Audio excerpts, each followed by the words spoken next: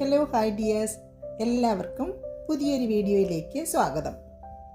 ഇന്ന് ഒരു instant ദോശപ്പൊടിയുടെ recipe ആയാലോ?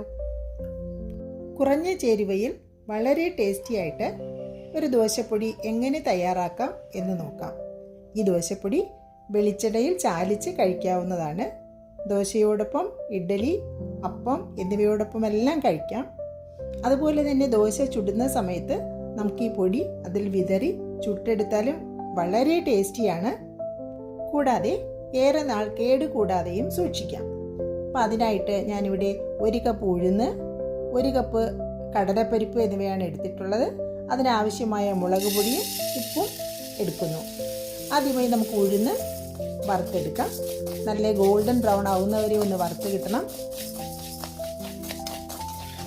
ഗോൾഡൻ ബ്രൗൺ ആയിക്കഴിഞ്ഞാൽ ഉഴുന്ന് കോരി മാറ്റാവുന്നതാണ്. അതിനുശേഷം അതേ പാത്രത്തിൽ തന്നെ കടലപ്പരിപ്പും വറുത്തെടുക്കാം. രണ്ടും കൂടി ഒരുമിച്ച് വറുത്താൽ മൂപ്പ് വ്യത്യാസമുണ്ട്, അതുകൊണ്ടാണ് സെപ്പറേറ്റ് വറുക്കുന്നത്. കടലപ്പരിപ്പ് മൂത്ത് വന്നാൽ ഉഴുന്നുകൂടി ഇട്ട് ഒന്നുകൂടി ഇളക്കാം.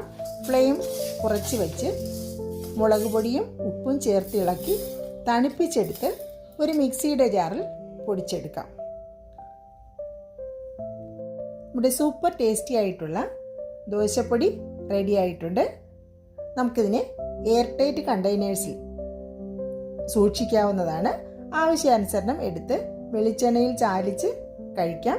നിങ്ങൾ ഇതുപോലെ ഒന്ന് ട്രൈ ചെയ്ത് നോക്കൂ. ഈ കുറഞ്ഞ ചേരുവയിൽ തന്നെ വളരെ രുചികരമായി ഇഡ്ഡലി, ദോശപ്പൊടി നിങ്ങൾക്കും തയ്യാറാക്കാം. തയ്യാറാക്കി നോക്കിയിട്ട് നിങ്ങളുടെ ഫീഡ്ബാക്ക്സ് അറിയിക്കൂ. വീഡിയോ ഇഷ്ടമായാൽ ലൈക്ക് ചെയ്യാനും ഷെയർ ചെയ്യാനും മറക്കരുതേ കൂട്ടുകാരെ.